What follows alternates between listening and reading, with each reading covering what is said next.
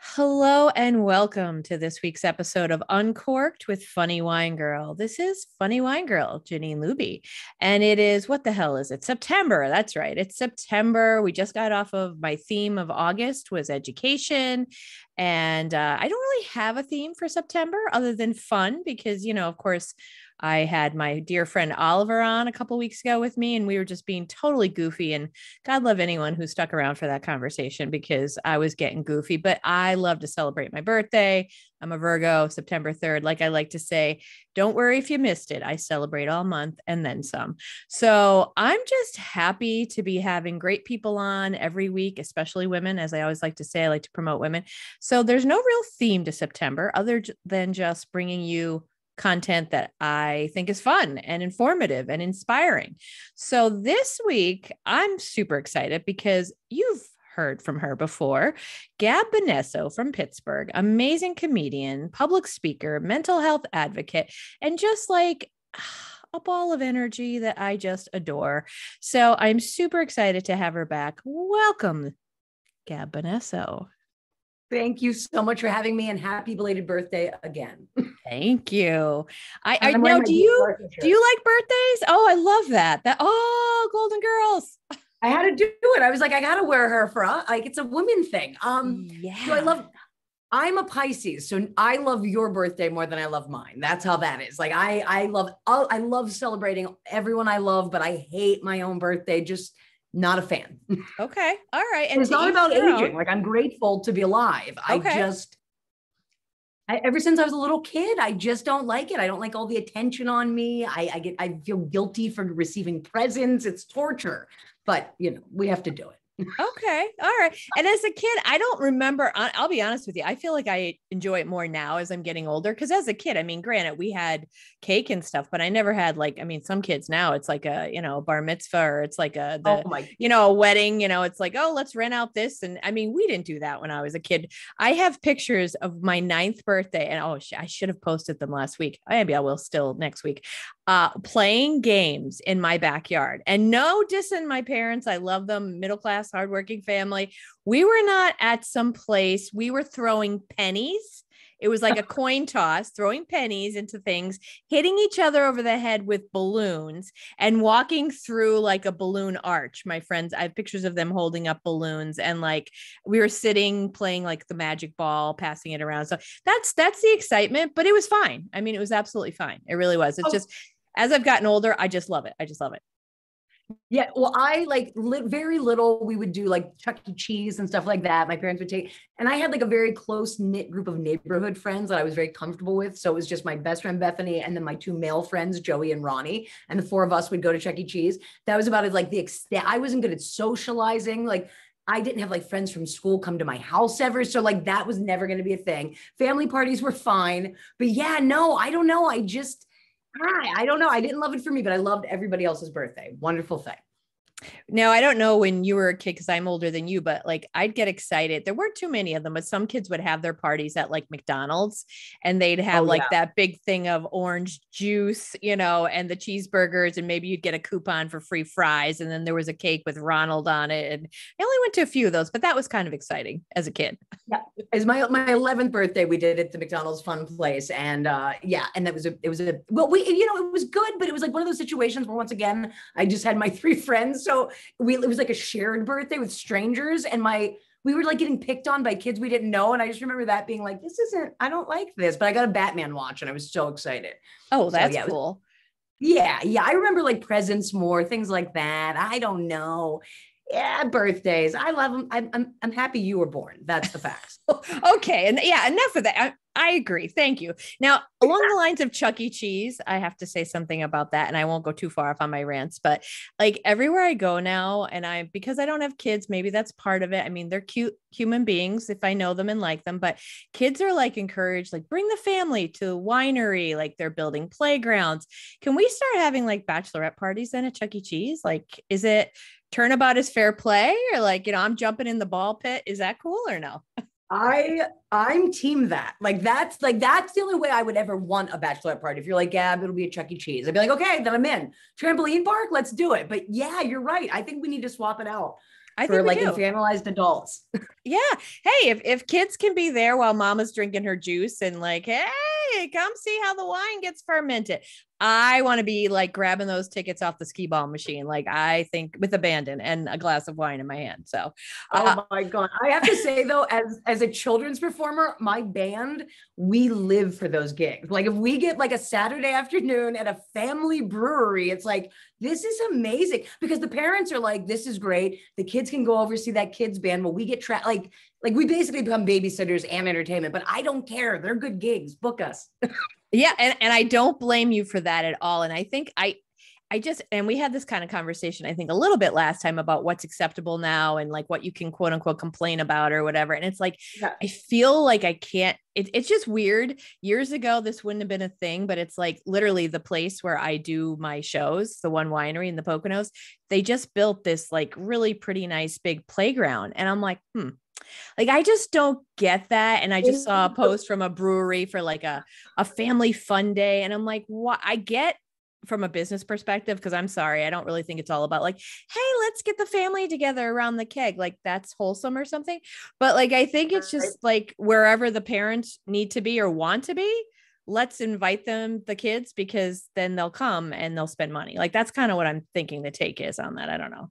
Oh, it definitely is. It's totally horrible. And you're 100% right. Like I remember even early in my stand-up career, I was doing a show and it was late. It was like 11 o'clock at night.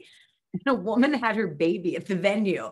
And I remember, and I can't remember what my joke was, but I definitely said like a bad word. She stormed up to the stage and was like, there's a baby in the audience. And I'm like, why is there a baby in a bar at 11 o'clock at night? And she was so irate that I even suggested that was weird. But I mean, 10 years ago, that just felt weird. Like that still feels weird to me. You shouldn't have babies in bars, but hey, you do you. I don't know.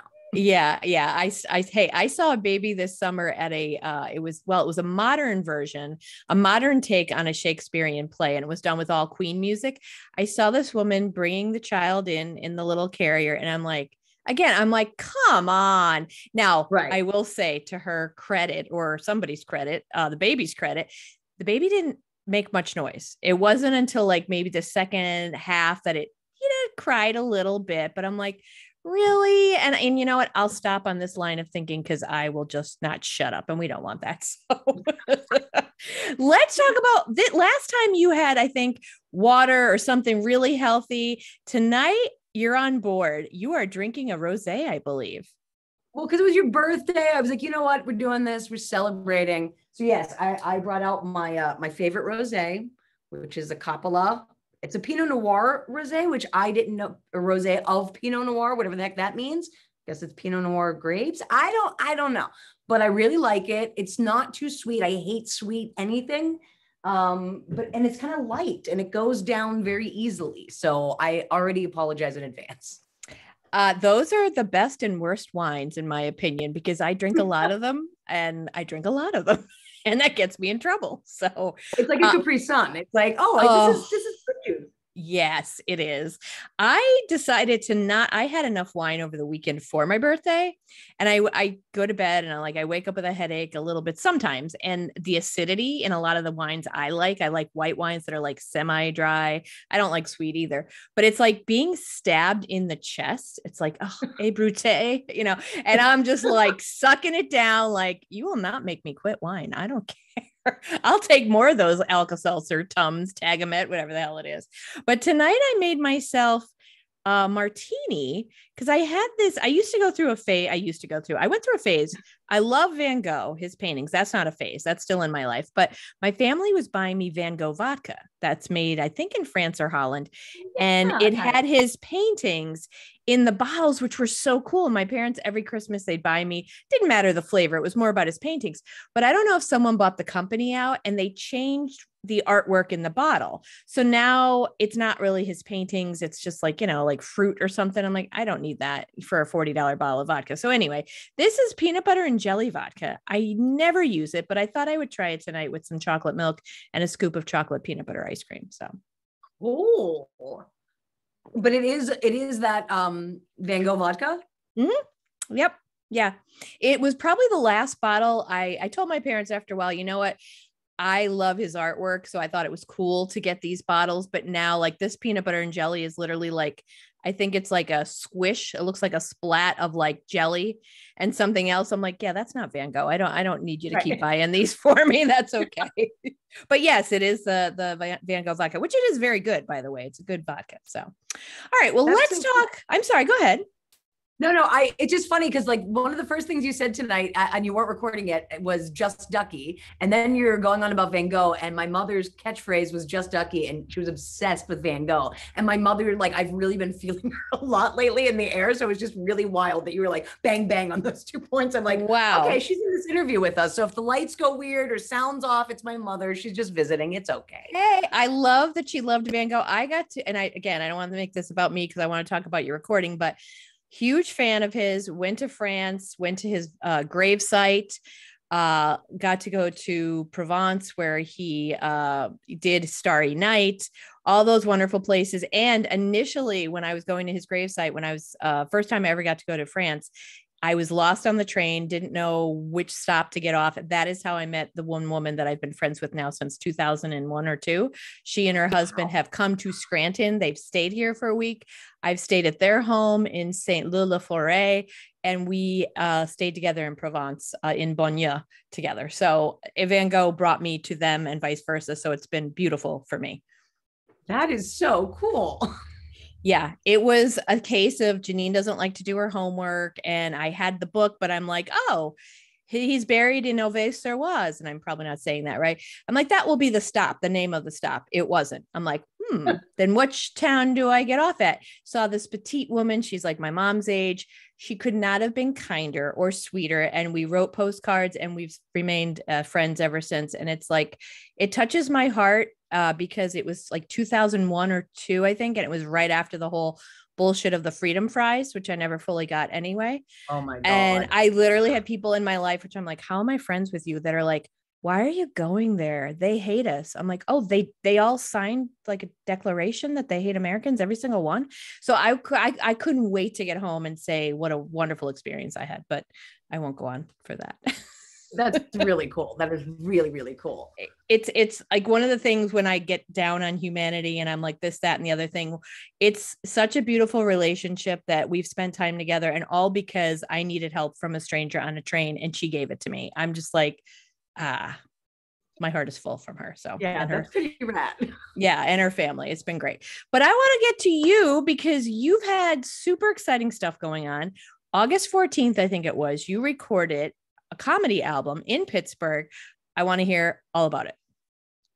So yeah, it's I recorded the live portion is what I keep telling everybody, because everyone's like, so it'll be out like right away. And I'm like, well, no, I'm recording a bunch of like stuff in studio too. So it's going to be like, it's going to be basically the album I always wanted to make. It's going to be a combination of live stand-up, like sketches that I write that are audio sketches, music I've written, me just talking to the audience and like fake, like, thank you for buying my album, like kind of like while you're driving, kind of weird, meta kind of odd things, monologues that I've written, like that I've done on stage before, but they're more like theatrical kind of, that I think would be be a good audio piece. So that it's like, yeah, it's going to be a very different kind of album, very different. But the live portion is done, and that is very exciting. And if I want to do more bits, like if I write some new material, I want to add to it.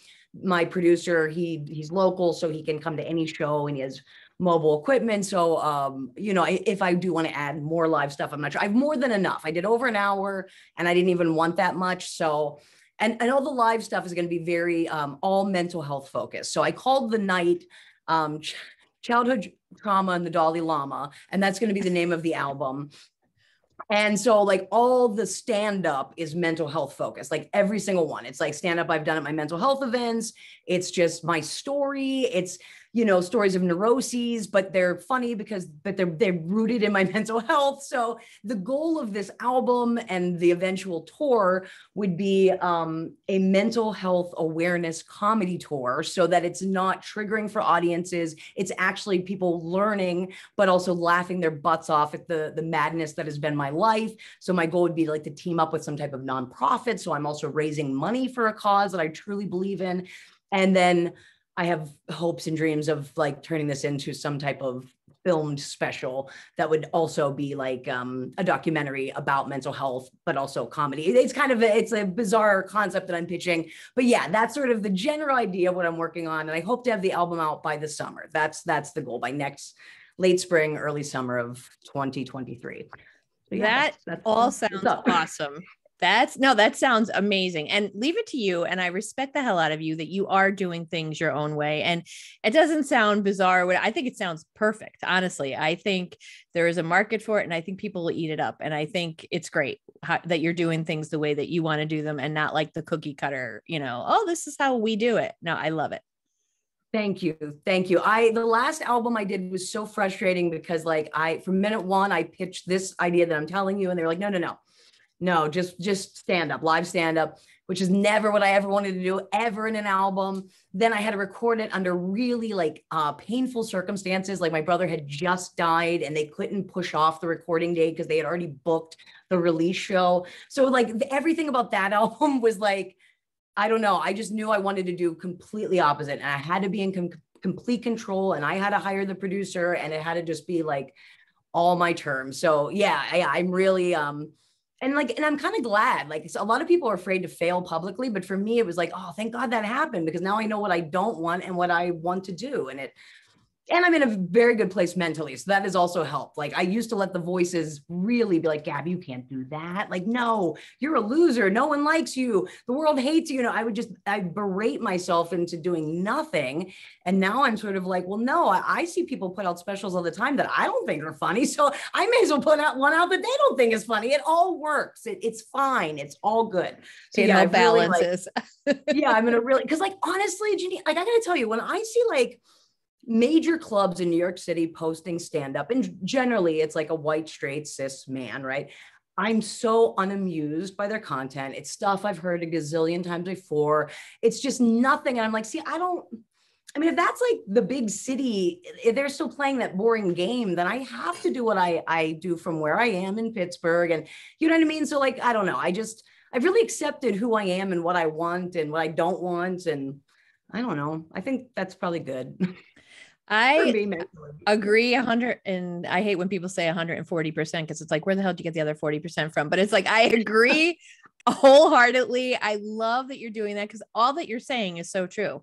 Why would you want to do something that's not you? Why would you want, and what you're saying too about seeing things that you don't think are funny and they're out there. And it's I see that, and I say that all the time. And it's people like this stuff. When I see stuff that's out there national, that's quote unquote made it or getting attention, I'm people really like this stuff. I don't get it. And there's one guy, he's not a performer or anything. He's just a local business guy.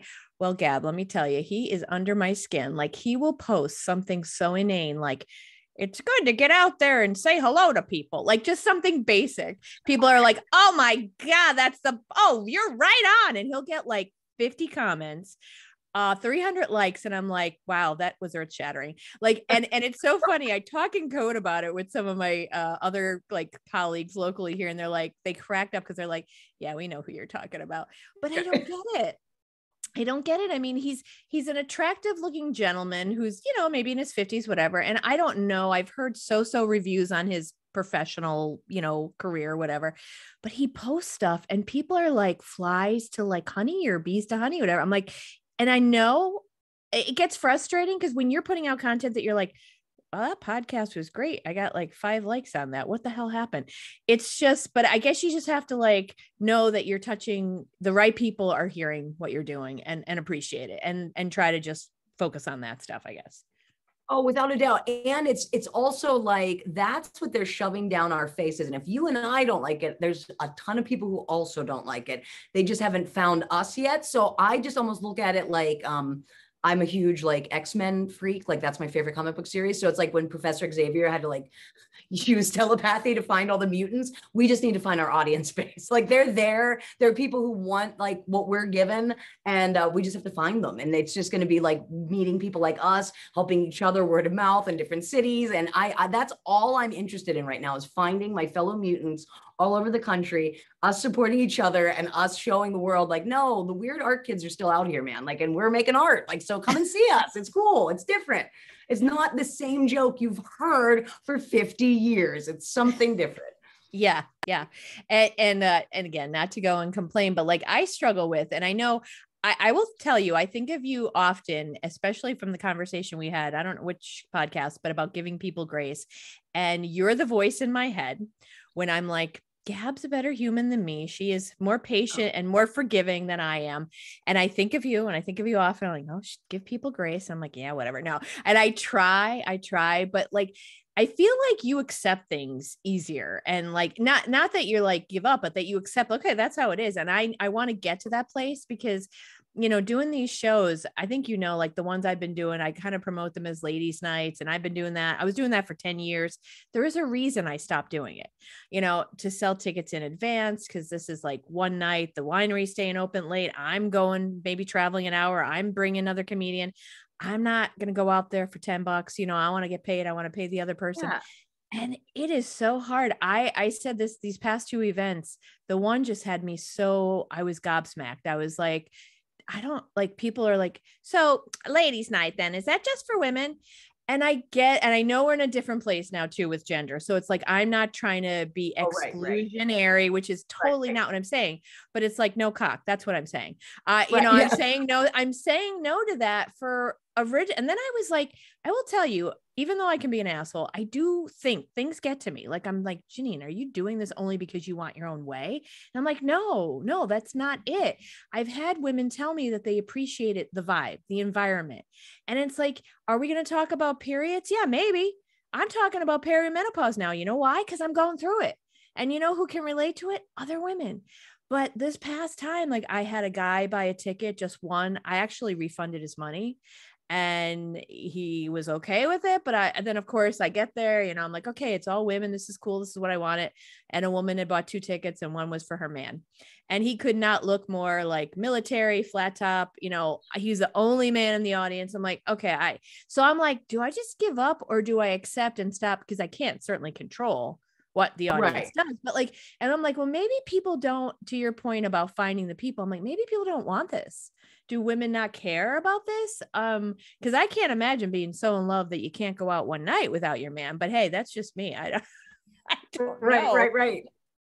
Yeah, no, it's I honestly don't know the answer to that. I do feel like I don't know, couples are very strange. I've always been very perplexed by people who have to be together at all times, but then at the same time, maybe they want their partner to hear like this material because it's like stuff they can't verbalize. So they're like, you're going to do all the talking for me. So let him hear what you have to say, you know, maybe, I don't know. Yeah. I also think it is helpful for men. I mean, if there's a guy who wants to sit and hear an entire show of women, but I'm with you on the one guy, man. I had a very similar thing in my album recording. There were 3 men who separately bought tickets by themselves. I did not know them. Leading into this, I was having stalking issues with 2 separate men. So this is why I make you have to give me an email when you order tickets. This is why I'm being like really strict with online stuff. Like, people don't understand like that. And it's not just women. I mean, everyone gets stalked, not everyone, but some people get stalked, and it's a part of being in entertainment, and you have to do things to protect yourself. So that's why I've been doing these online tickets. But these 3 men, and I had a bunch of women from my gym who were coming to the show. And I just said before the night, I'm like, look, I have these 3 men. I don't know them. They're coming to the show. I don't know if this could turn into some kind of weird night. People like attacking comedians now. I'm a very vocal feminist, like so much so that I've definitely hated in circles. And one of the stalkers is like this, like, Republican maniac kid who's tried to ruin my life. Like, he bought my name as a domain at one point, like very, very like scary person. So I didn't know if he could like buy an email address. Like, he's very rich. So I just like didn't know. So as each man would come up, I'm like, hi, how did you find out about my show? Who are you? You know, I was just like so terrified, but they ended up being the 3 nicest men in the world. One of them was like, I don't know. Are you Gab? And I'm like, I am. He's like, I'm just so excited for you, Gab. I'm like, okay, cool. Thanks for coming. Like, it was just so weird, man. But like, I'm with you. Like, I get scared. It's hard being a woman. It is. It is. And so two things I wanted to say, like you said, maybe the women that bring their, their spouses or whatever, they want them to hear this stuff. And then I did, again, thinking of you, my Gab good moment. I had a moment where I said to myself, you know what? What if she doesn't have female friends? And that is true too. Maybe she didn't have a female friend. So she wanted to go to this night and thought, I'll bring, whatever he was, boyfriend, husband, whatever. And I go, okay. So then in that way I felt, okay, Janine, then this is her night out, whatever. But to your other point about the men, the one, like, I really, again, I feel like sometimes people might think I'm a bitch or an asshole or I have strong opinions, but I really struggled when I saw that one ticket purchase, because I've had guys buy two, and I don't love that either because I really want to keep it women, but they bring their girlfriend or whatever, one ticket. Right. And I'm like, what is his intention? So I'm like now looking him up online, trying to find him on Facebook. And I found someone by his name on Facebook that I figured was him because we had one mutual friend and she was a comedian in the Poconos. And I messaged her. And of course, I always expect people to be like me. Bad move. People aren't you. They're not going to answer. I would have been like, well, here's how I know him. But she's like, yes, I know him. Why? And I'm like, oh, he just bought one ticket to my ladies' night. So she was no help, but that's fine. But with him, I was like, and his posts were all like, the COVID, not real kind of stuff. Biden sucks. The gas prices are because of that, so I'm like, I struggle with how to handle this. I talked to my friend who does like self-defense for women because he's like, Janine, you are not wrong to be concerned. He goes, don't be paranoid, but you have every right to say. So I ended up being like, hey, I don't know if you knew this is like a, ladies' night out. And I said more or less like I'd give him a full refund, blah, blah, blah. And he gave me life's been tough and I just needed a good night out. And I like women comedians. So I said, thanks for being so great. But he's, I don't want to be anywhere where I'm not wanted. I always think of other people before me, this whole thing. And I'm like, anywho, here's your money back. And I sent him a link to a Pocono Comedy Festival. I'm like, you might want to check this out. It's coming up in 2 weeks. There's a lot of stuff going on in the Poconos, and like there was no issue with him after that. But I was like suspect. I was like, why are you coming alone? Yeah. And again, I know it drives me nuts because I'll talk to other women and they just don't, they're like, I don't know, Janine, like they don't care. And I'm thinking, maybe I'm the only one that cares about this stuff, but I don't know. So anyway, that's just something for me to keep pondering, I guess. No, I care too. I'm just, I've had issues with stalkers before. It's not fun, and it's just, we are in a very bizarre time. Like I had done a show last month in Buffalo at a venue I adore with a group of these two guys. They're both named Jake. They're the sweetest boys in the entire world. Like if I could have two little brothers, it would be both of them.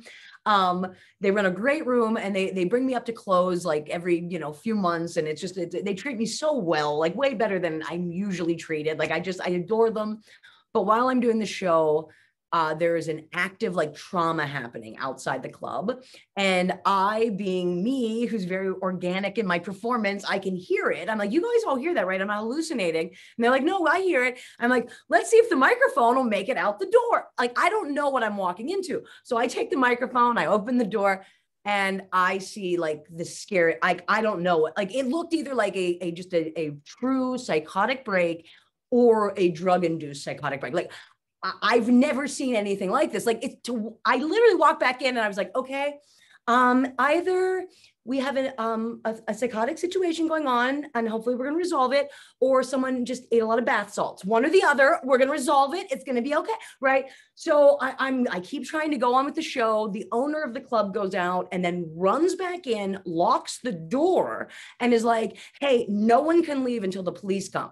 Keep performing. And like runs behind the bar. And I'm like literally in my head, I'm like, is this what the musicians on the Titanic felt like? Like I was truly like, I got to keep going while this man is being so loud outside. It's like all these people were getting involved. It was just very loud.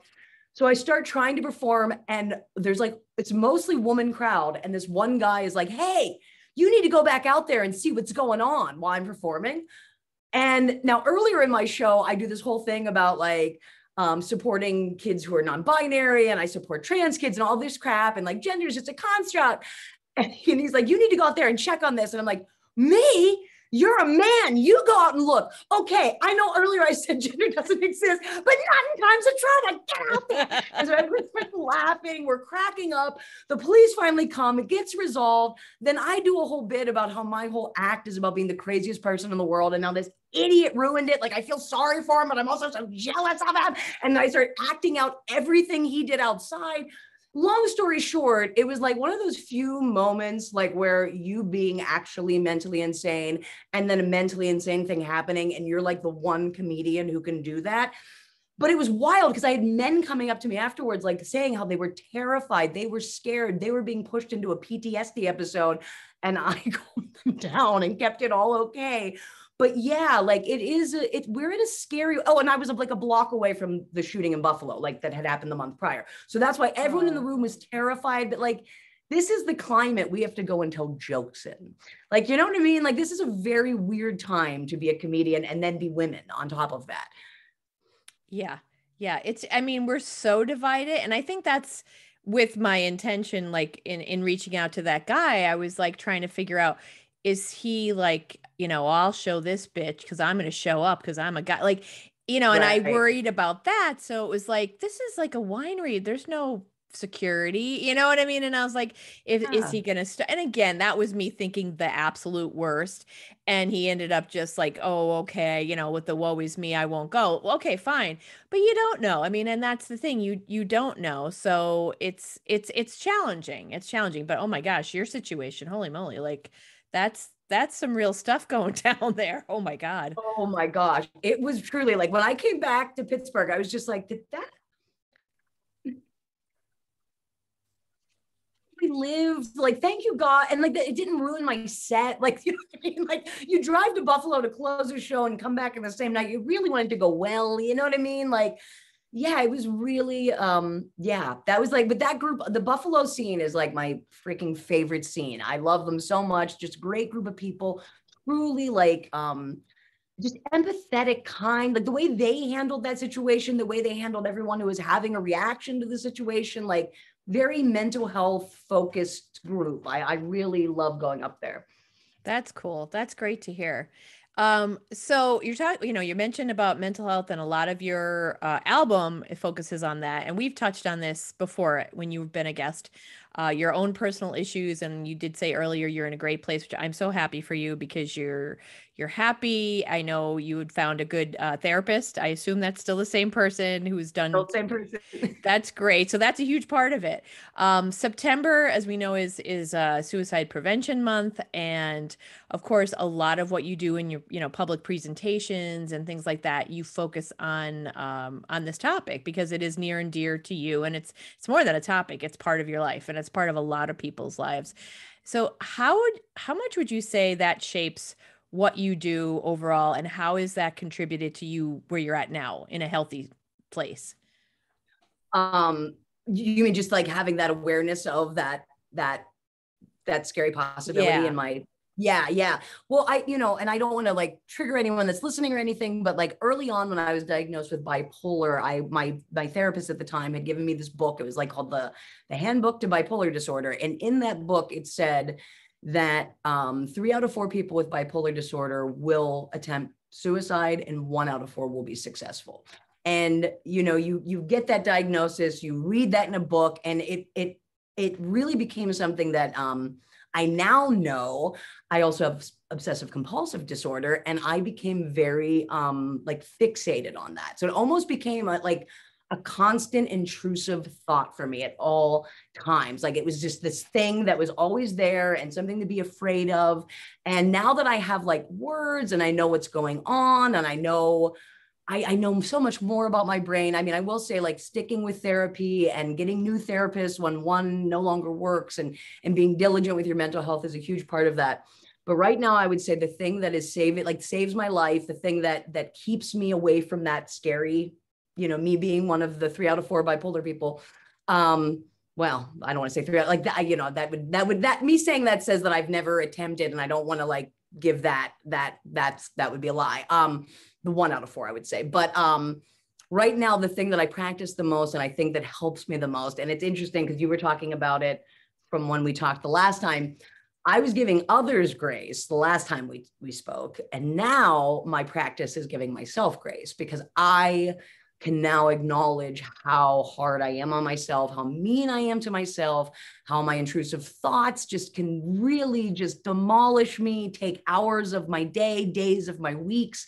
And so and I mean practicing it. And it's not even just like, saying a nice thing to yourself. It's really when, like for instance, this is just so stupid, but this is something I've been dealing with. I've been really hard on myself about not taking the time to read every day. Like really, like, you, damn it, Gab, 1 hour a day. You're an English major. Everyone in your family reads. What is wrong with you? You watch the same TV show every day. I mean, like berating myself over. I mean, truly thinking I am a dumb piece of shit, not worthy to be alive. I'm never going to reach the mental goals that I set for myself as an 8-year-old if I don't read an hour a day, like that kind of pressure. And then it was like, I had this talk with my therapist, and she was like, why you're not practicing? We're supposed to be practicing compassion for Gab, grace for Gab. And it was like, wait a minute. The reason I watch the same television show over and over is because I'm so exhausted by the time I get home from all of these shows and loud music and playing in front of 500 kids in a gymnasium that's echoing.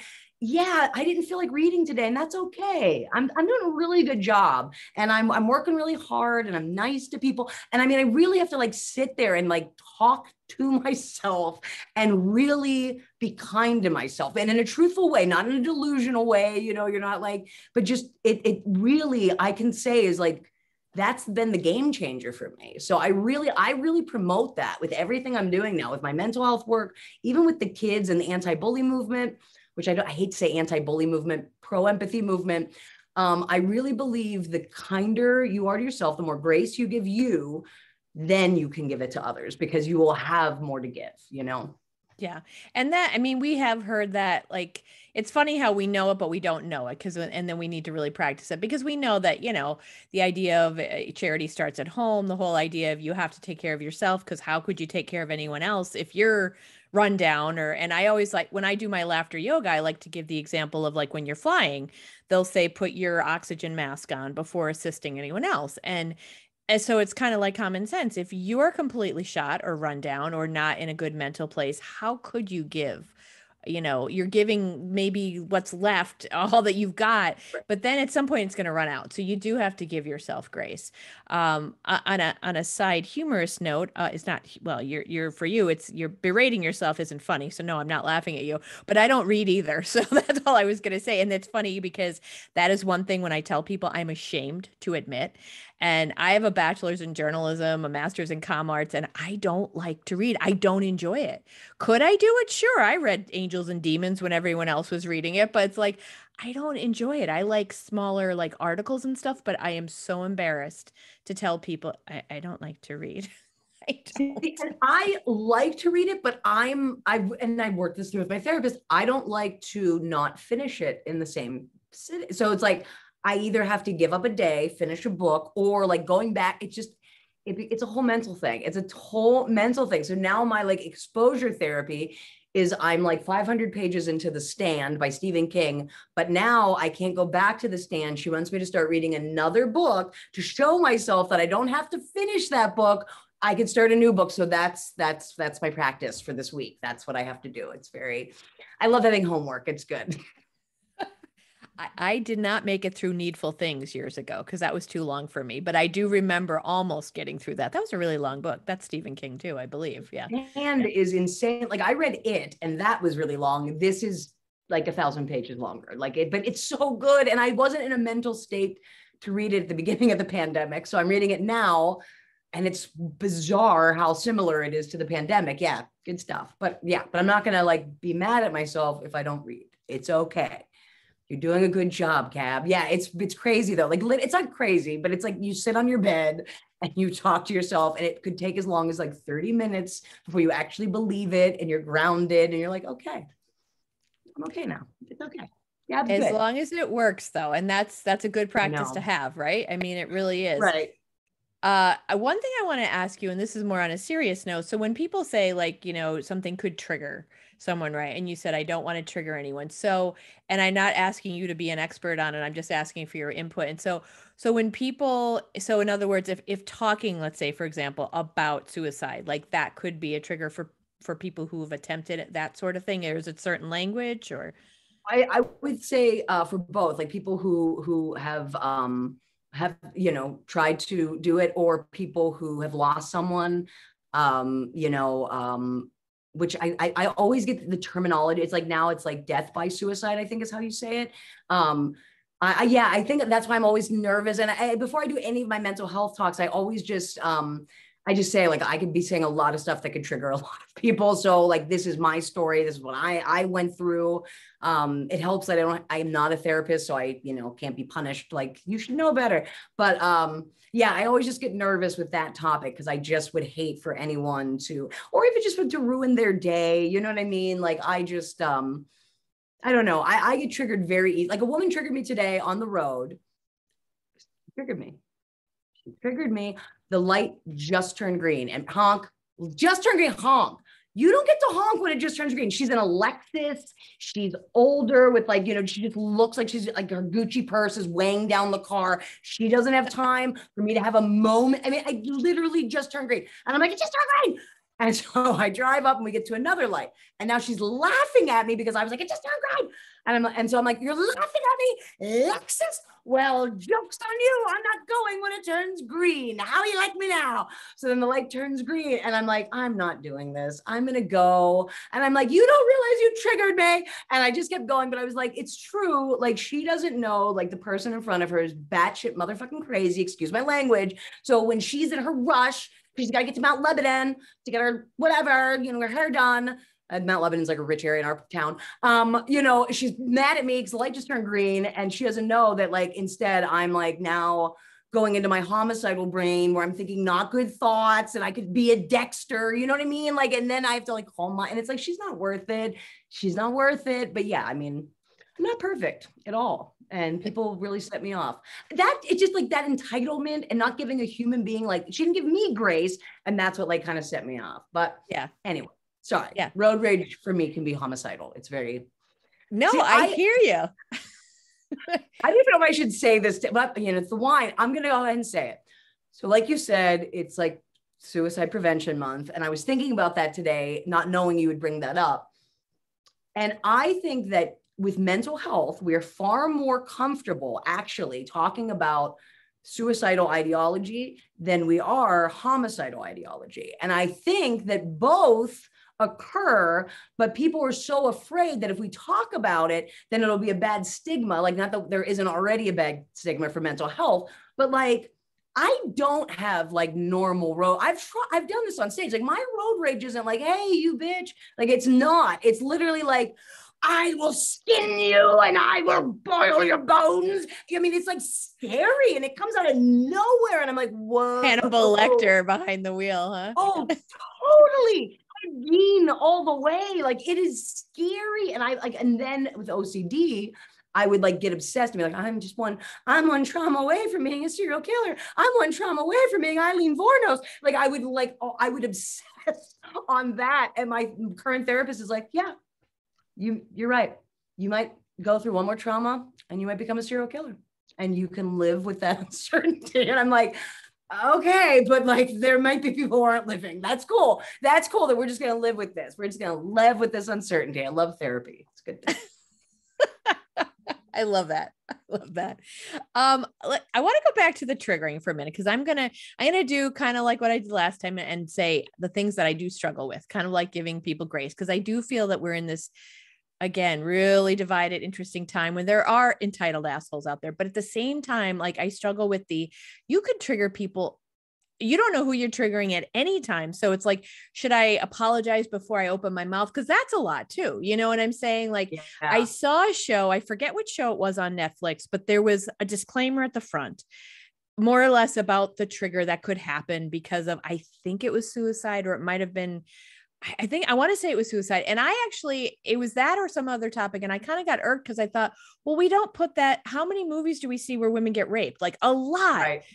But that's okay. I mean, and again, I'm not saying one is worse than the other, one is more triggering, but I struggle with that myself. And this is just me saying what I struggle with, because I'm thinking, I am sure I still struggle. I do a joke about my work at the medical college, and it's my big finisher. It still gets a big laugh. So I've been doing it for 10 years. You know, the night before going in to do pelvic exams with the medical students, I'm like, I was so nervous because I didn't know, what does one wear to a gang pap? So I'm like, I Oh get a my big laugh God. on. I'm like, that could be a trigger, honestly, because I think Right. gang pap. And I'm like, here's me being, I guess, a selfish or whatever. I'm not going to stop doing that joke, but I don't do disclaimers, you know? And I don't know. I guess I'm rambling a bit on it, but I'm just saying it's what I struggle with these days, because it's the reality of, I'm not trying to be an asshole, but at the same time, we've got to live our lives. If I say to somebody, you know what I'm going to talk about today, and I don't know if anyone's ever, oh, are you single? Am I going to, if I offend you because you have kids and I said something about, like, how do we balance that? I guess is what I struggle with. So. No, without a doubt. And I really I've had these conversations both with the mental health world and in comedy. I'd say this, like, come on, if you think come on, you're going to get triggered at a comedy show. You're going to get triggered at a comedy show. If you are someone who is in a fragile mental state and you can easily be triggered to the point of doing something drastic or hating yourself or just having a miserable night, don't go to a fucking comedy show, okay? That's coming from a mental health person and a comedian. Don't go. I sometimes had to be at comedy shows because it's my job, and I'm triggered by the person going on before me, and I've had to figure out ways to meditate, deal with it, know that I'll never work with that fucking asshole again, or whatever thing I say to myself in my head. So you notice I swear more with the liquor.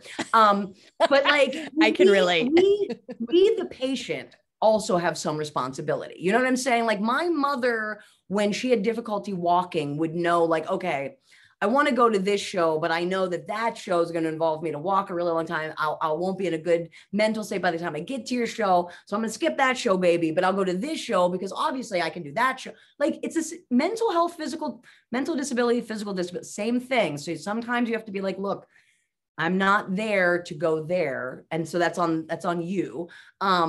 And then with that said, like with comedians, like, and I tweeted this recently, but like, take Dave Chappelle, right? So Dave Chappelle says all this stuff, upsets the trans community completely.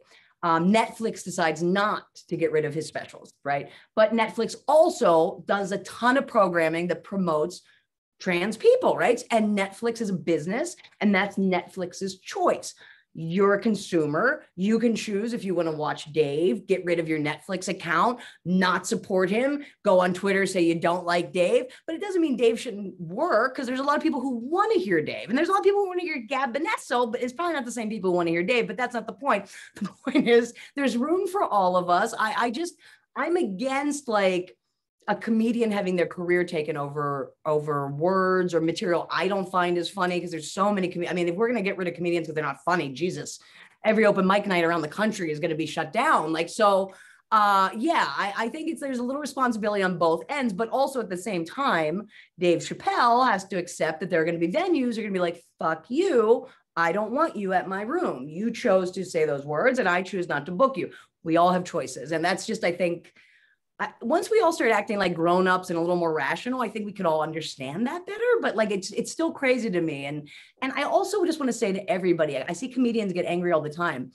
The loudest voices on Twitter, TikTok, they're not even 18. They're like teenagers who their mommies and daddies don't pay attention to them, and they're outraged about everything, and they have zero understanding about anything. So like getting upset by these trolls is really like just a waste of our adult time. Like we have more important things to do, like renewing our passports, like let's not let anyone on the internet ruin our day anymore. Let's do that together. Let's take a stand. We're not letting the internet ruin our day, because there's sunshine and birdies and things we can do outside. So Yes. Yeah. Well said.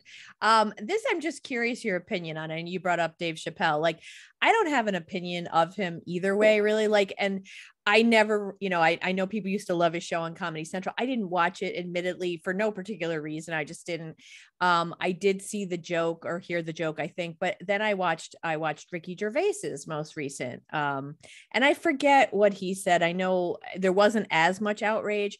I do happen to laugh at him. I mean, there are parts of that special where I laughed out loud, but then I start to feel like I feel guilt, like, oh, geez, should I have been outraged by this stuff? But you can't make yourself get outraged by stuff. You know what I mean? If it doesn't, and it's probably because I'm not that person that he's talking about. Like, so I don't know. I mean, I don't know. What are your thoughts on him? I'm just curious if you like him or not, his comedy or style. Or honestly, I feel badly. I don't know enough of it. I've never seen his stand-up. I've never seen any of the shows he's on. Like, I know that people love him.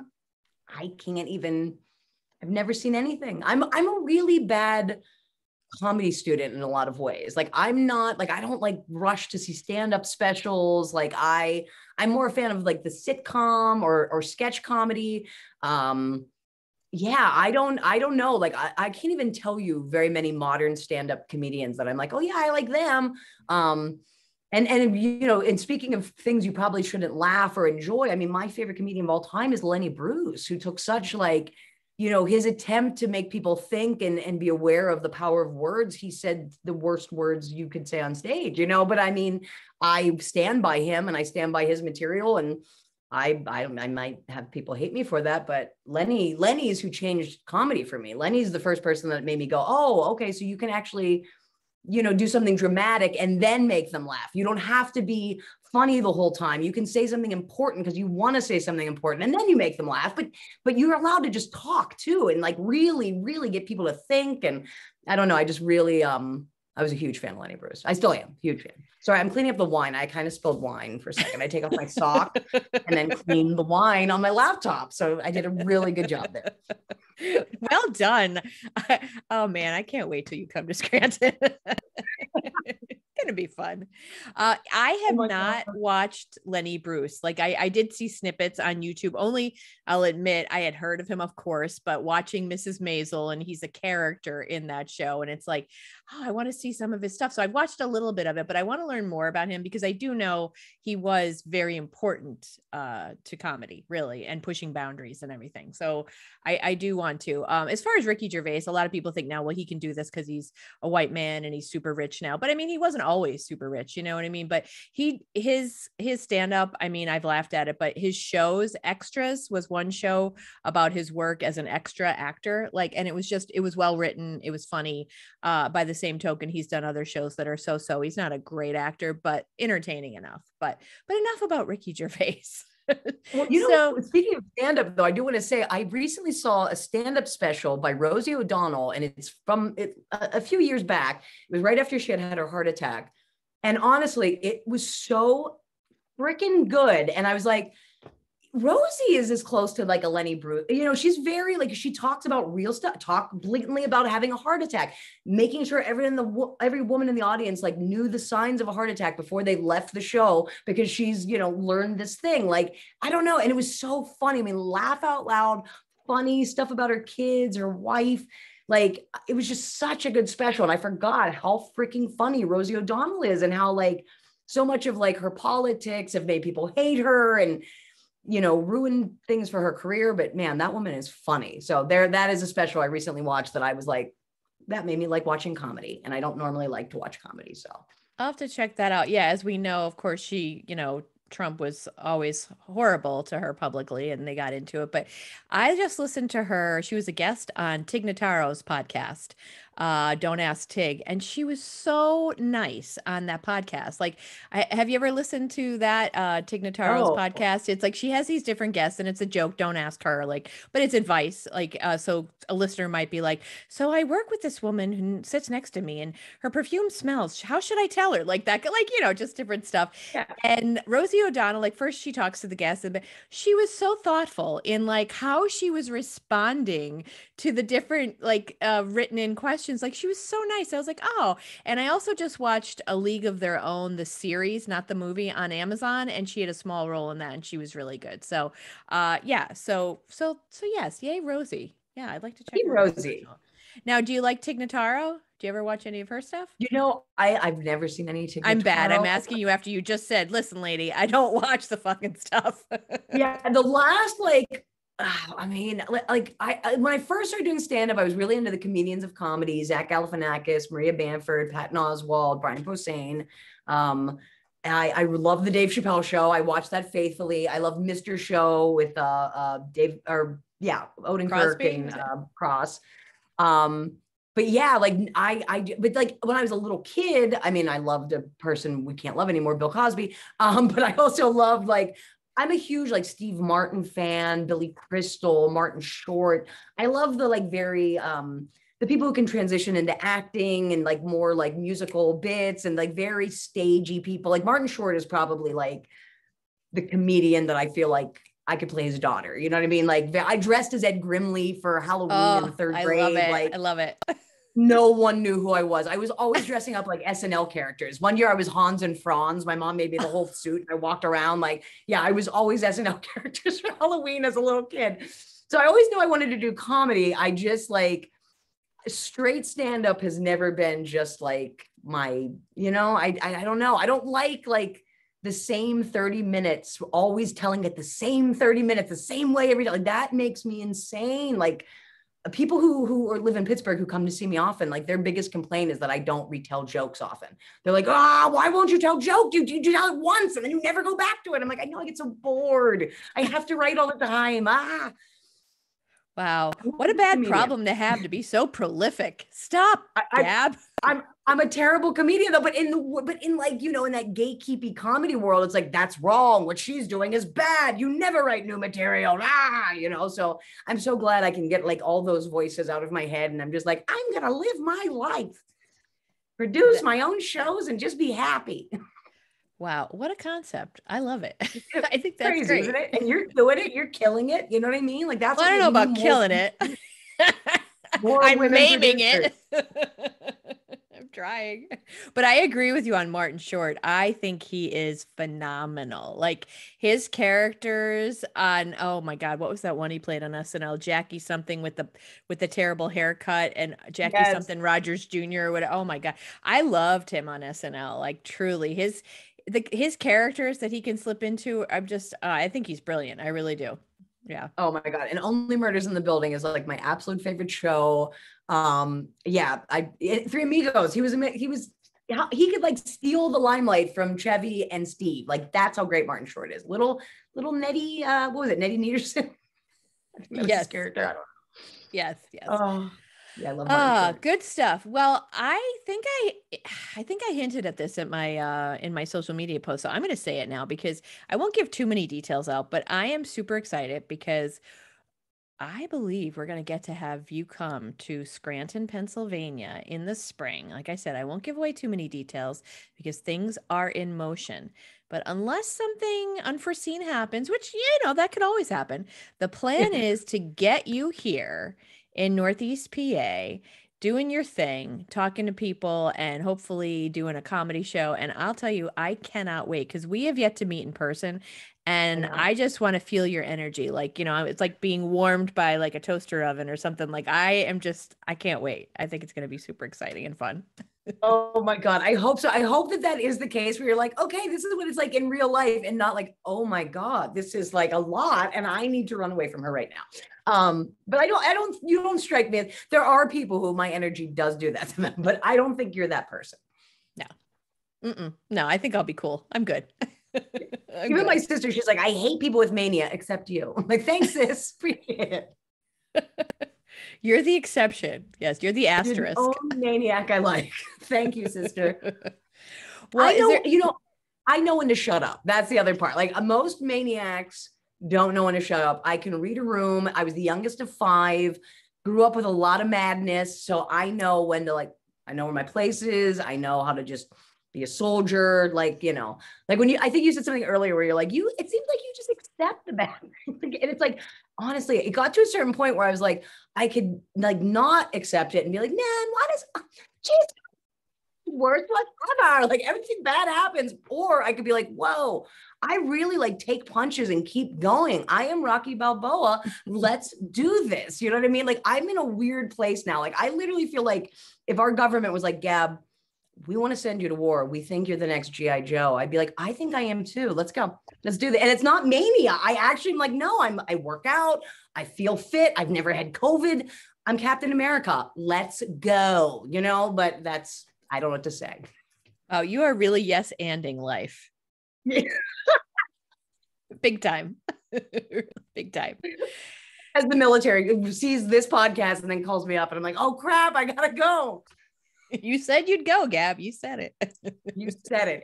It's it's been heard by like 30 to 40 listeners. You got everyone in Scranton's talking. They said you're going. So yeah, it's all they're talking about down at the Five and Dime. Oh my God. So what can you tell us about what's coming up next for Gab Bonesso? I mean, you're working on the special or the album, I should say. You're always open to presentations. So if any schools want to hire you, I know you do is it Josh and Gab, you have a program for kids, but you also go out and speak about mental health. So anyone can book you for that type of thing. You're willing to travel, just reach out and of course pay. Of course that's involved because we all need to get paid and deserve to, but you're open to that. Do you have anything big coming up that you're hitting the road or anything like that? Yeah, some really cool stuff. So Josh and Gab, the fall is like our big season. So we just have a ton of like school performances, music festivals, all different stuff coming up. Like next week in 5 days, we have 10 shows in 5 days. So I will lose my voice. Like it gets really intense like that. I have a really cool mental health talk. I'm the keynote speaker for a mental health symposium at Point Park University this September. So that's a really cool thing. I'm also going out to Harrisburg, where I'm going to be the featured comedian for Disability Pride. It's going to be at the Pennsylvania Capitol in Harrisburg. We're going to be on the steps of the Capitol, and it's all disabled like artists and representatives who fight for physical and mental disabilities. And that's a huge gig. I'm really honored. Like, when is that?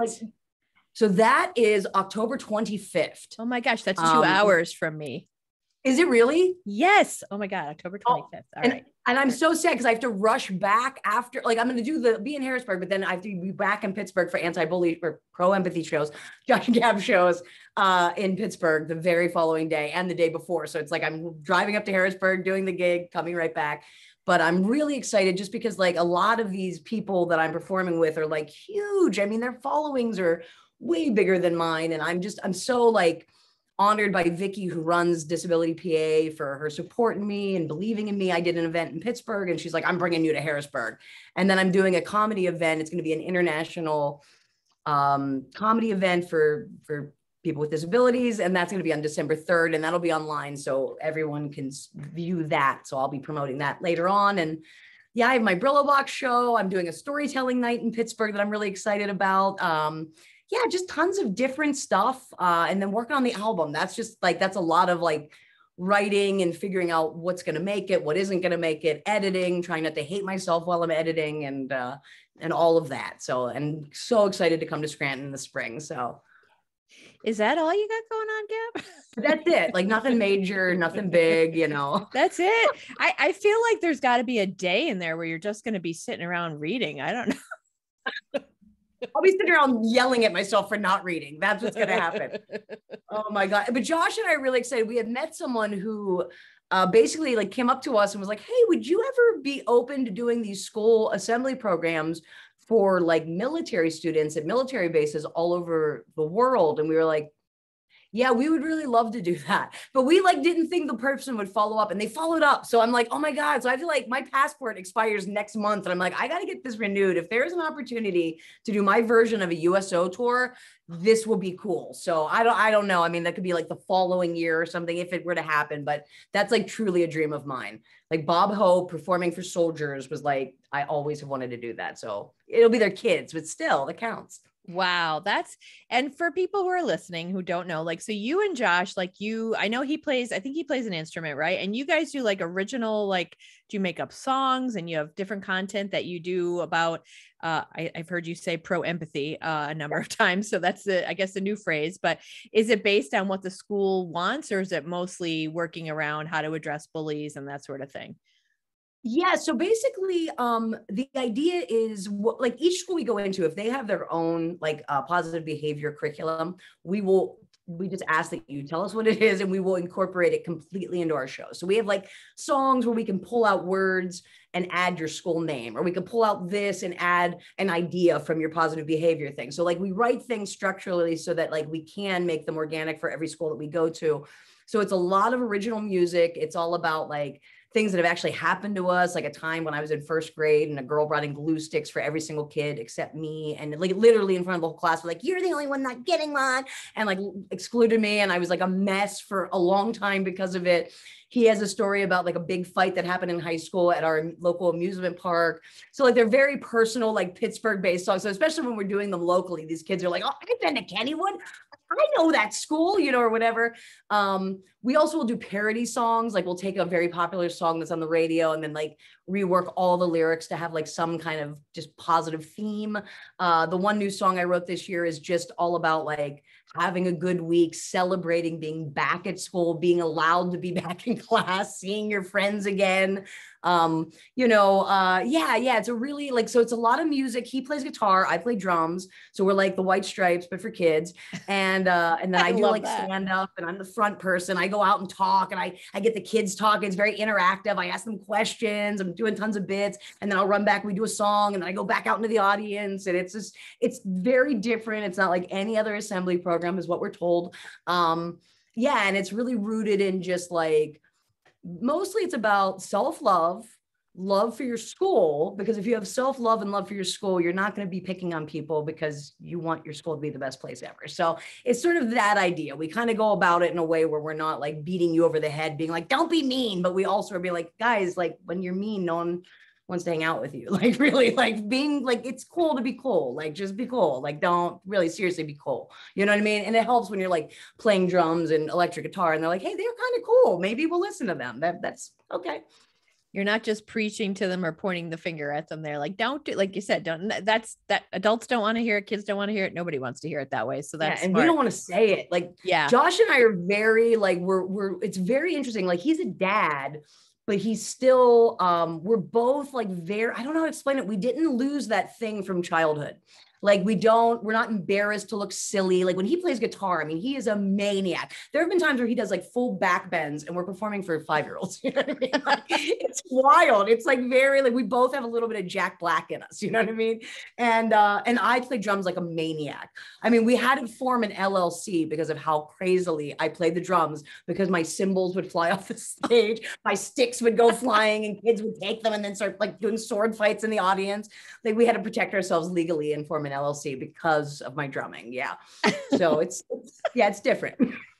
dangerous drumming. I love it. And I said this before when we spoke, and I will say it again. Another reason I admire you is because I think it takes a certain level of bravery to perform for kids. And I don't have it. I honestly, because let's face it, kids are honest. They're real. They're like, they know they could see through the bullshit. And so I think the fact that you guys can reach them says a lot about both of you, that you can do that. So kudos to you, truly.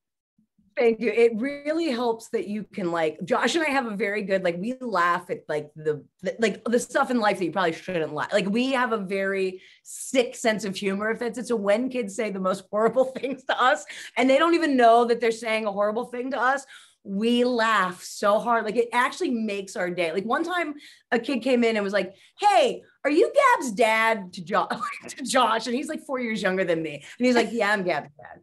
I'm Gab's dad. And we just like, we laugh. I had one little girl come up to me and was like, Miss Gabby, are you a boy or a girl? And I was like, great question. One that's going to help me cry later tonight. Miss Gabby's a girl. Thank you so much for asking. Like, it's just like, what is happening? You knew I was a miss. Why are we asking these questions? But you can reach them. And I think that's awesome. Truly.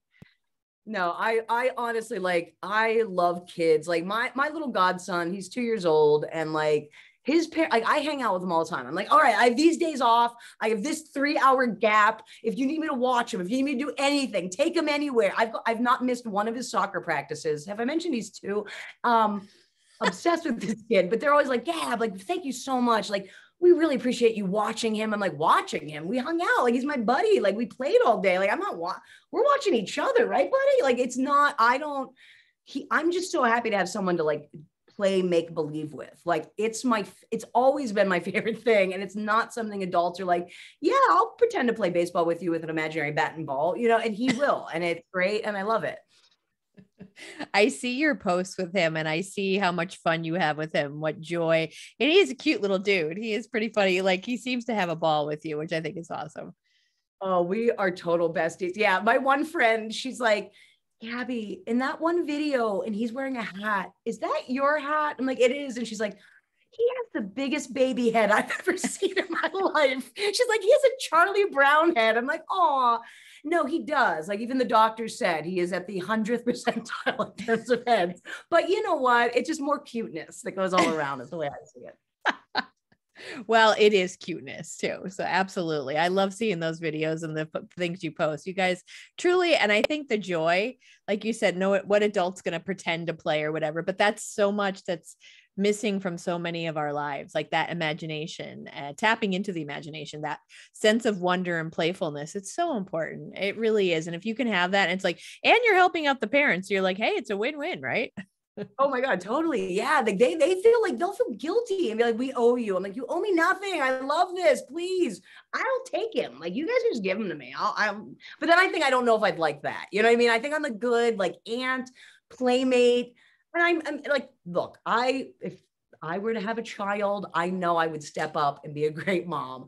It's just like, I hate to sound selfish, but I think when you spend so much of your life, like battling mental health and like not ever being where you want to be, and then you finally get to where you want to be and you're like, wait a minute, no, I'm not giving that all up again. Like, you know what I mean? Like I've already, no, this is my time. But there's with nothing wrong with Wade, I could end up having a baby. So we'll see. Like, yeah, that's true. It's I'm like, not like, literally, if you would have asked me a year ago, I'd be like, no, I won't have a kid. Now, if you ask me, like, I might, I don't know what's going to happen. a government issued baby. Yeah, I may have to. So there we are. That's the new world. The new world. It's not selfish, by the way, to want what you want. So at least that's what I believe. That's what I believe. So, there have been a lot of memes going around about Gen X and older millennials. And they're like, I just wish you guys realized, ladies, like you wanted all this freedom, or you've just given up your baby years or whatever. And I'm just like, oh my God, like, why do you think we care? Like, don't you think that women who chose not to have babies, they chose that? Like, that was part of it. It was our choice. Yeah. I think they think that we're missing out. Like, you know what I mean? And it's like, that's wow. Yeah. I don't know. Although I do tell you, I will tell you, I feel like a unicorn to some degree. I always say, because I mean, again, it probably depends on where you live too. Pretty much everyone here about my age has children and is married. There are a handful of exceptions, but I do sometimes, it does, you talk about like the negative self-talk. It does hit me sometimes. Like because I do feel like, and this could be a whole different podcast, like between advertising and like even the businesses, like I said earlier, with the playgrounds at the wineries, I feel almost everything is geared toward kids and dogs these days. So I'm like, okay. So sometimes I do kind of feel bad. Like, I'm like, did I miss out on something? Am I not a good person because I'm not, bringing more joy into the world? Although it depends on how you look at it, but I don't know. So it does get to me sometimes, but I don't think there's anything wrong with a choice of wanting to live your life. And it's not like I'm a completely horrible human being who doesn't do kind things from time to time. Right. No, and I think, and then like when you said about there's like the kid fraction, there's the dog fraction, I think there's a third fraction, and it's the adults who don't have kids who work out. And like those other fractions sometimes make fun of us. So don't feel badly. Like we do our thing. Like it's okay. We have your running schedule. I got to get to kettlebell. It's a lot. And I'm starting to run again too. And that, when you take time off from that, I don't know how, I mean, you do real running. I like 3 miles and I'm spent, and I haven't been It's doing so much hard. real running lately. Trust me. This summer was not like great, but on my birthday, I registered for a race because I wanted to be truly, not to sound corny, but like celebrating my birthday in a way that's like, okay, challenge yourself and know that you're alive, like something healthy. Like I'm one of those people, and I know I've had other women say to me, ew, I like when I quote unquote earn a sweat. I like to say, like, I've worked really, like, I've run really far and I'm sweating. Like, I earned this sweat. I like that feeling. Like, I really do. I signed up for a 10K. And I mean, I've done, I've run 2 marathons, I've run halves, so I've run farther, but lately, past couple of years, I did the marathon in 2019, but since then, not that much. So I signed up for the 10K, and then I was like, oh man, it is my birthday and I do want to like not push it too hard. I actually bumped it down to the 5K because I have not been running. But let me tell you, I was glad that I did, because even the 5K was tough. It was on a farm and we were like running on grass. We were running up hills. We were running like over rocks and roots. It was really more of a trail run. So I was like, you know what? This was just the right level of push. Like, I'm alive and I'm alive. I can breathe. Yeah. I'm still alive because I'm I still didn't push alive. it too much. I think the 10K I would, because I mean, you do get out of shape when you haven't been doing it. And I mean, I will tell you, for my mental health, for me to, I'll stop talking after this, but like for my mental health, I miss it. I am not a fast runner. I've never been a fast runner, although I've gotten even slower than I was, but I am proud of myself that I did those 2 marathons, that I did like 11 or 12 half marathons, because there's training involved. There's personal goal setting and discipline and all that. But mental health, just to get out there and do 2-3 miles, it helps me think creatively. I get ideas for my stand up, for my marketing, for different writing, and just to clear my head. And when I haven't been doing it, I'm like, you need to get back to it. So for me, it really is a saving grace. And especially when I'm out like in nature, not running on roads, but like closer to trees and all that stuff where there's, you can really enjoy the nature. To me, that's like double therapy right there, the nature and the running. And you like, because we started this talking about comedy shows and single men and being scared when they come to our shows. So I'm having like a really bad anxiety issue, like running outside. I'm totally cool being on my treadmill, but it's not a great treadmill. And it's honestly very narrow. And I don't think that's like the best for my hips, because I have to like really keep this like narrow stance while I run. And I don't know where to run alone as a woman. Do you have any advice for me? What do you do? So, yes, you brought up something really important, and not to go dark, but it is timely. I just read about the woman in Memphis, Tennessee. She was running, but she was running by herself at 4 a.m. I hate to say, she is dead. Someone grabbed her, forced her into an SUV. They have it on, I think, on surveillance. But that is a constant kind of struggle, because again, there's two sides to that, where it's like a lot of times the instant reaction is, why was she running alone?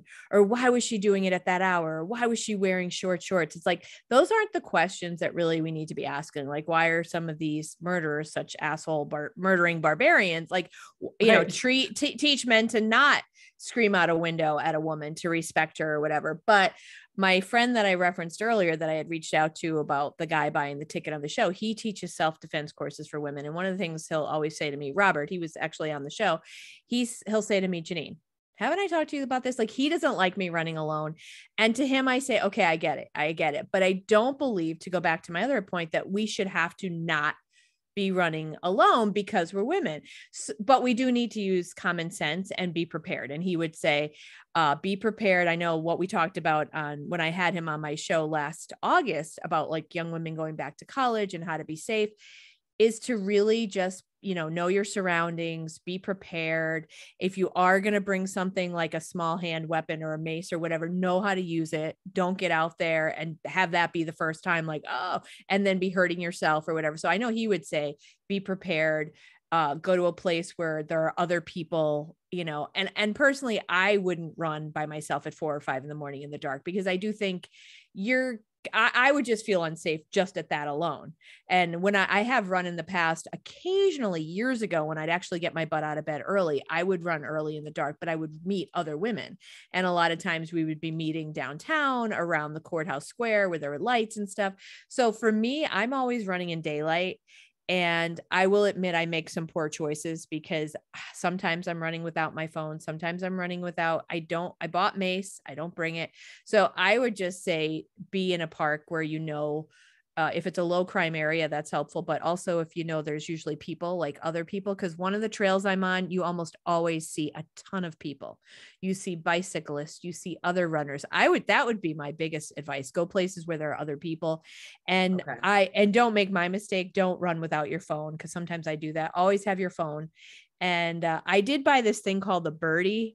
And I think okay, I was going to say, I think my friend would probably yell at me and say, well, that's not going to help you, but at least it goes off, it makes a sound, and the lights are bright. Now ask me, Gab, how many times I've taken it running with me since I bought it. How many times? 0. So again, but I would say to you, I don't believe that we can't run alone. I don't think that's fair. And for me, I do. And like I said, my friend Robert's like, Janine, what did I tell you? For me, it's usually just my schedule, because I live this gig entrepreneur life where I don't work 9 to 5. And I'm also a little bit of a lazy person about not wanting to get out of bed. So there are groups of women who meet at 6 a.m. I don't get up that time. So I'll do it when I feel like it, 9 or 10 o'clock. It could be in the afternoon. And I do try to pick places where there are other people, typically like popular running trails, or even like through a certain town where there's maybe not as much traffic, but there's businesses and like places that I could go if I was in trouble, Okay. So if that makes because I really if that's of any help, to run at a track, but I'm like nervous. Like I'm just like, how do I know a guy's not gonna run all the bushes, come and get me? Or I don't know. Like I don't want to have anxiety when I'm supposed to be doing this thing that's supposed to be fighting my anxiety. Yeah. And if you're going to, then I say, then just stick with a treadmill, because you don't want to create more of a problem for yourself, Yeah. It's such a bummer, No, I know. And it pisses me off, because I run, probably through the years, I've had different running partners, but I've run by myself, I would say 85 to 90% of the time. When I was training for my first marathon, I remember doing the 18-mile run by myself. Even for the second marathon, I did the 18-mile run by myself. Oh my God. But locally and I don't listen to music either. So it's kind of like, that's where it's like, hey, you gotta like what's going on in your head. Cause I don't listen to music when I run. I tried early on and the earbuds were slipping out. I never found a pair that worked right. And I'm like, guess what? I'm just going to be in tune with the things I see, the things I pass. I'm the one that's like, hey, hi, or, oh, do you know they're opening up a new donut shop on route, whatever? Cause I'm checking all that stuff out. And of course, living in my head a little, but I don't know if you find this, but running can be very meditative. So I don't worry about the crap in my head, because it has a really natural way of going in and out, and then something else will pop into my head. So it's really nice that way. Yeah, I do find with running, because I'm not like a huge fan of it, that it's like, all right, when I like for the next 5 minutes, I'm gonna go at this pace, and then I'll take a break after that 5 minutes. But like it's like a little goal, and then I just get to that 5 minutes, and it's like, oh, I can do a couple more minutes at this pace. I don't have to, so it's almost like, I don't know how to explain it, but that becomes grounding and like meditative in itself, because I'm very present, and I don't know. Yeah, no, it totally. It took me a while to actually see that about it, that it is so meditative, but I love it, because it's like, if something's on my mind bothering me, if I was just sitting at home, I dwell, and I'd have to literally say, Janine, don't go down that rabbit hole. And we, move on. But with running, it goes out on its own. It might pop up and I might be like, yeah, I should give that person a call, or I should say that something else will pop into my head. And I love that about running.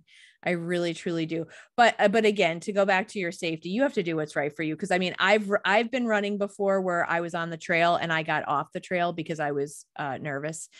These 2 guys just started talking to me and they didn't do anything, but I was like, all right, I'm getting off the trail. And I got out to where there was traffic because I felt uncomfortable. But locally here, we have people who train at a certain time of year for the marathon in October. So it's that road. Like years ago when I was training, I knew I'd see a ton of runners. So you get to know where you feel comfortable and where you think you'll be okay. Again, like I said, my friend Robert would still say, no, Janine, but like, I just hate that idea. Like, you're not going to tell me that I can't go somewhere by myself, because I'm not going to subscribe to that. I'm just not. Right. And that's how I feel like when I do like shows out of town and I go by myself, like people are like, oh my God, you're going to drive 3 hours alone? And I'm like, yeah, I am. You know how many male comedians do this all the time? It's not a big deal. I drive all the time for my career. Like, I got this. I can do it. I'm fine. We're good. The other thing I would say too is not a bad idea if you do decide to do it, to take a self-defense course, just because that's kind of like peace of mind too. I know I did take one with my friend Robert, who does Tsunami self-defense.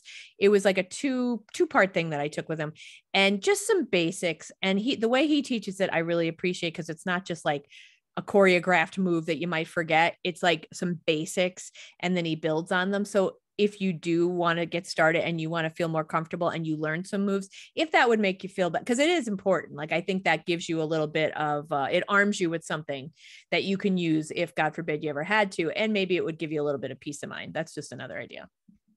No, I've been wanting to do that. I almost did one like 8 months ago, and then it didn't work out with my time. So it was like going to be a free course. I'm like, oh, this is perfect. Didn't work out, but you're right. I think I'm going to do it. And a friend of mine from the gym, he and his wife, or soon to be wife, they keep offering me to come run with them, but they're like perfect. Like, this guy he's a marathon runner like you, like he fast. I'm just like, you're going to leave me, and then I'm going to be alone on this trail. Like, I don't know how you run with people that are way faster than you. I don't think this is a good idea. So yeah, I haven't taken them up on their offer, but I have some people offering. I'm not fast, first of all, but secondly, one thing I will tell you about runners, if they're offering and you're telling them honestly what you do, runners are, well, not all, because I can't speak for all runners, but there's something great in the running community, because I've come across many of my friends who are much faster than me, but when they say they'll run with you, they're going to adapt to you. And a lot of them, a lot of them really mean it, I mean, because it depends on what their goals are. Like, if they're training for something, they know what they need to do for that. But if this is a day, like what they call a recovery day, where maybe they're supposed to go slower or whatever, or they're just adding extra miles to what they already did, and they say to you, no, we'll run with you. When people say that, they will do it. It's a real dickish person, trust me. And I've only run across a couple, like really not that many. If they said, oh, I'll stay with you, and then they take off, that's a dick move. And it does not happen very often with runners. It seriously doesn't. Because if they know, like, now it's another thing if you're shooting your mouth off, like, yeah, I do a 6-minute mile or a 5-minute mile, whatever. Like, if you're saying that and you're not, that's something. But if you're just honest and say, like, for me, I used to, my fastest might've been 9 or 10 minutes. Now I'm down to like 11:30, 12 some days. I'm slow, and I apologize. And people will tell me all the time, like, listen, Janine, I'm just out here for the fresh air. I'm out here for the extra exercise. Stop apologizing. So if they offer and they know what you're looking to get out of it, trust them. Okay. And he does know, because we all did the turkey trot together, and like, you go and stand where you think, like if you think you're going to do it in 12 minutes, you stand in that group. And my best friend and I, we went to the 12-minute mark, and his wife to be went to like the 10-minute mark, and he went to like the 4-minute mark. And we're like, okay. So that's why I'm like, I can't run with him. Like, this guy is like the most fit person in my gym. But you're right. He's so nice. And if he's offering, then I'm sure they're going to like stay back, or at least his fiance will, Barbie will. And they will. Trust them. Now, if I go with them and they both like peel off, and it's like a Looney Tunes cartoon, and I'm just like, I'm immediately contacting you and saying, you lied to me.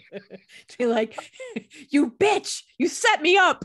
You said this would happen. You said all the odds of this were like very small. Then I want to get on the horn with these people and say, what the hell, man? You're making me look like an asshole out here. I'm trying to say the running community is cool, man. You made me look bad. I'm revoking your card, man. Give it to me. Oh my God. Yeah, this guy literally will do like 20 miles and then come and do like an intense like CrossFit kettlebell class. And I'm just like, how? Wow, my hat is off to them. Like, I have gotten really lazy. So but people like that amaze me. That's just fit. And I think it's so good for you. Like I said, I miss it more mentally than anything. I mean, I need it physically, but mentally, I'm like, yep, you got to get back into the routine, because it's such an important piece of my mental health. I know that. So for sure. And running gives like a high, and I know they call it the runner's high, that but like other working out doesn't quite do that. Like, I do get this, like, even if it's just a mile, I feel so satisfied in running a mile that I'm just like, woohoo, okay, what a day. Like, I'm just in a better mood. Like, it really is like an instant happy pill, which is why it's like, you can run a mile a day, Gab. You can do that. Your treadmill, you can do that. Well, and I through the years, I've done different, like what they call running streaks. And I like those, because then you kind of like, not to put pressure on, but you force yourself like for the streak, you're like, okay, you just need to do a mile. And those are the days or the times when I'd be like, all right, you're on this streak. You want to keep it going. So you just get out and you find a way. It's interesting how you can find a way when you think you have to. Like when I wasn't doing the streaks, I'm like, oh, it's too late, or it's raining, or it's this, or it's that. But when I'm doing the streaks, I'm like, I literally, the one year, I think it was two winters ago, I ran inside my house, up the stairs, down the stairs, out to my kitchen, in the room. I managed to get a mile out of that. I'm like, well, I can count today. It counts, you know? That's awesome. So what is a streak? It's like you just do a mile every day for like a certain amount of days, or yeah, it's just, a streak is just that you don't take a day off, a break, and you can do as many miles as you want, but for it to quote unquote count, and like I always joke, who the hell's counting? Like there's not like a god runner of the gods. It's like you did 0.75, you know, it's like, but that's supposed to like count like a mile. So there are many days where I'm like, I just need a mile. I just need a mile. Other days might be 2, other days might be 3. And I've done them with like, I have a runner magazine. They would start it usually sometimes around, I think they do it every year actually, Memorial Day, and then have it go through the 4th of July. So I've done that one a couple times. And then with my Catholic upbringing, you know, of course I was taught, you know, the idea of like giving something up for Lent or doing something nice. And I'll admit now, even though I don't go to church, it's kind of like I say a convenient time frame. So I've done the past 2 years, I've done runner streaks for Lent. So I start with brilliant. Like Ash Wednesday and then finish just to have that as a goal more than anything, you know? That's really smart. That's like a great thing to do, because I'm a sucker for Lent. Like I struggle with the Catholic Church because, you know, I have a mind and soul, and they're more interested in the spirit. But no, but Lent is like my favorite, and I love giving stuff up or doing like a positive action every day. So that's a good thing.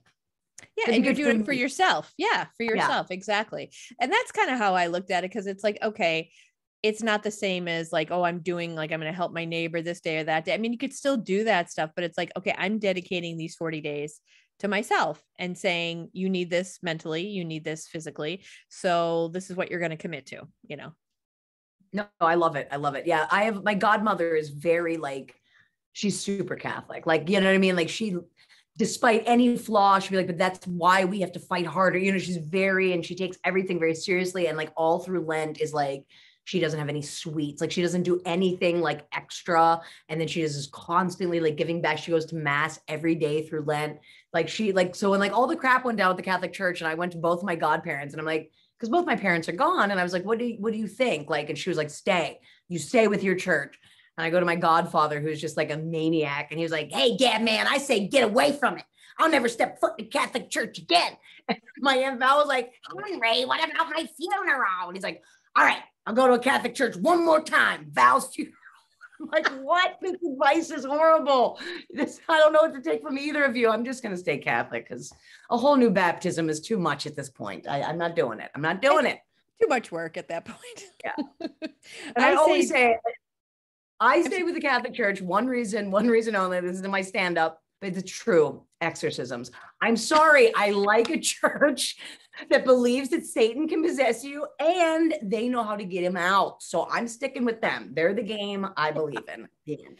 You've given me a whole new way to look at Catholicism, I have to say.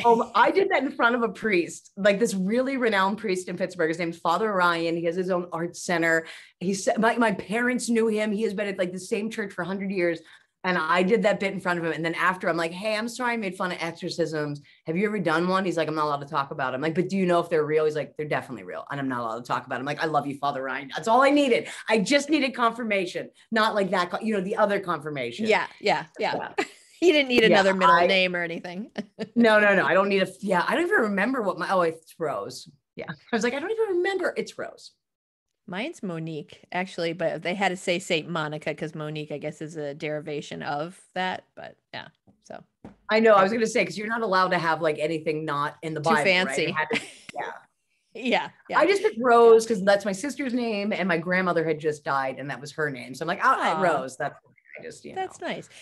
Speaking of exorcisms, and before we wrap up, do you ever watch the show Evil? No, what is it? Oh, Gab, I think you'd like it. Do you like kind of scary, spooky things? I think you do, right? Okay. My favorite, yeah. Evil started out on CBS. It went one season and then it moved to Paramount. I think it's Plus because, of course, Paramount has to have two different streaming services. I think it's Paramount Plus, and now they've done two more seasons. It is such a good show. It's scary, but also humorous.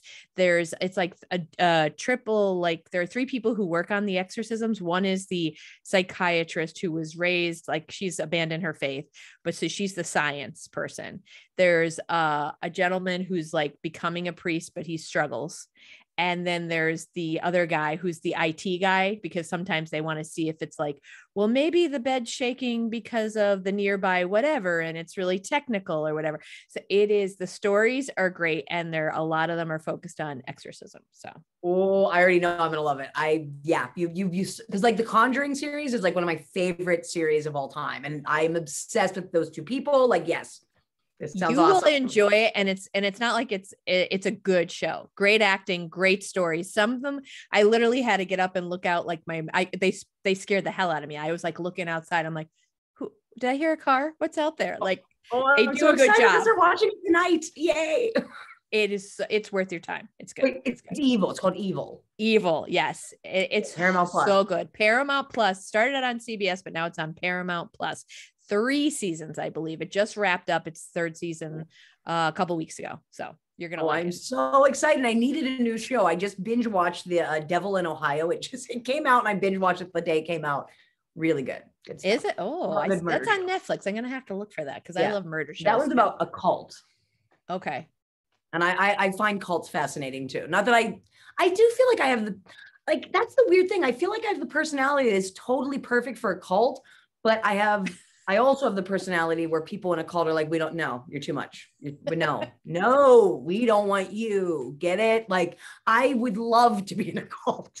They don't want me. And it's kind of sad.